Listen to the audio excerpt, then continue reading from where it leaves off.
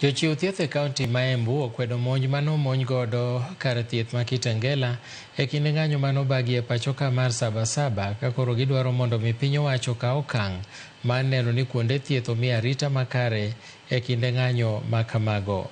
Kanoloso e kinde keto ayanga kar tiegruok mar thieth e boma ma Embu, laktar Kenneth Ireri owacho ni tim makamano ok owinjore ochak otimre e pachoka kendo. Okwayo piny owacho mondo bende oketie tim winjruok mar Geneva madwaro mondo mi ket arita makare ne kuonde thieth e kinde lweny. Kaunti ma Embu osebedo ka nitiere ywaruok mar siasa kod ng'anyo mathoro kelo kethruok mag mwandu. It is a very big tragedy. Even in wars, hospitals are not supposed to be attacked. Because medical professionals, we have something that we call the Hippocratic Oath.